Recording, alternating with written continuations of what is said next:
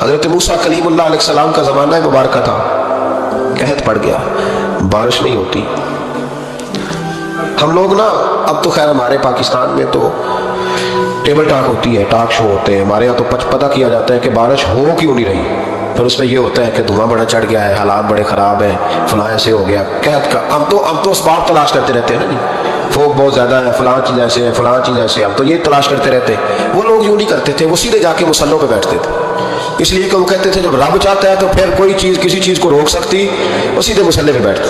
اعلیٰ حضرت فاضل بریلوی رحمۃ اللہ علیہ کے پاس ایک مولانا محمد حسین آئے، وہ فلکیات کے بڑے ماہر تھے، تو اعلیٰ حضرت نے فرمایا ذرا ستاروں کا حساب لگا کے دکھاؤ بارش کا، وہ کہنے لگا پورا مہینہ تو نہیں ہوگی۔ تو اعلیٰ حضرت رحمۃ اللہ علیہ فرمانے لگے کہو کہ میرا علم کہتا ہے مہینہ نہیں ہوگی، اللہ چاہے تو ابھی ہو سکتی ہے۔ کہنے لگا جی وہ تو ٹھیک ہے پر میرا علم، وہ جیسے روز لوگوں نے پیر نیٹ ٹو حسین شاہ صاحب نہیں کھولے ہوتے کہ بارش کب آئے گی، اور اس کی طرف نہ دیکھ، مصلے پہ بیٹھ، مہربانی کر مصلے پہ بیٹھ، اللہ کی بارگاہ میں حاضر ہو، اسے معافی مانگ، اسے منا تاکہ وہ رحمت کی بارش۔ کہنے لگا جی میرا علم کہتا ہے، تو اعلیٰ حضرت فرمانے لگے پھر وہی بات، تو کہ اللہ چاہے تو بارش ابھی، لیکن یہ جو آگے ہیں نا بیچارے، یہ آڑی گئے ہیں، یہ جہاں الجھ گئے ہیں وہاں یہ لوگ الجھ گئے، اللہ ہمیں الجھنے سے محفوظ فرمائے۔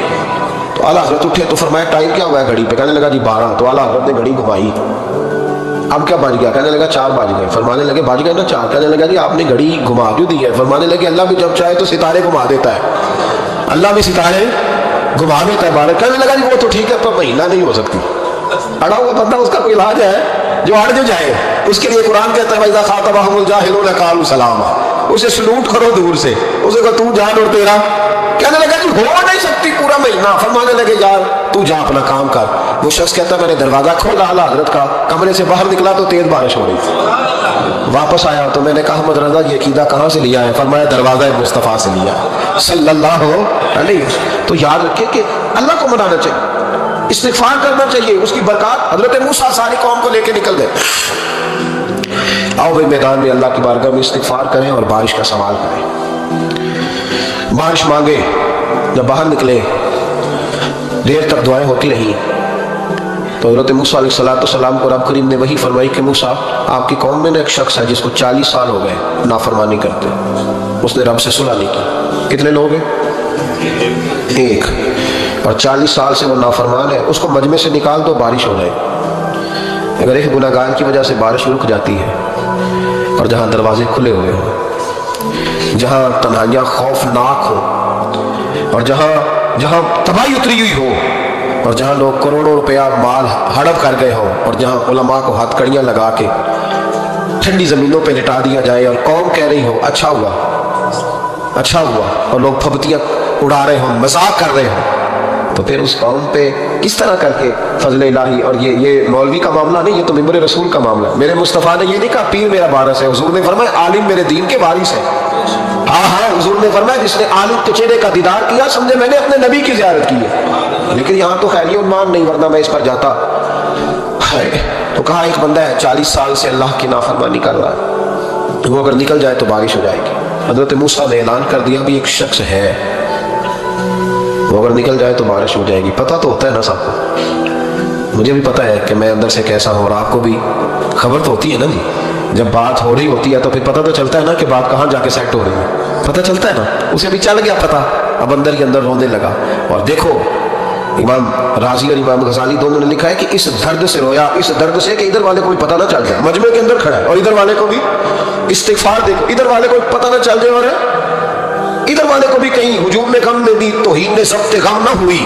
ہم اس احتیاط سے روئے کہ آنکھ نم نہ ہوئی، ہجوم میں غم میں بھی توہین نے ضبط غم نہ ہوئی۔ ہم اس احتیاط سے روئے کہ آنکھ نم نہ ہوئی، روئے بھی پر کسی کو آنسو نہیں دیکھنے دیے۔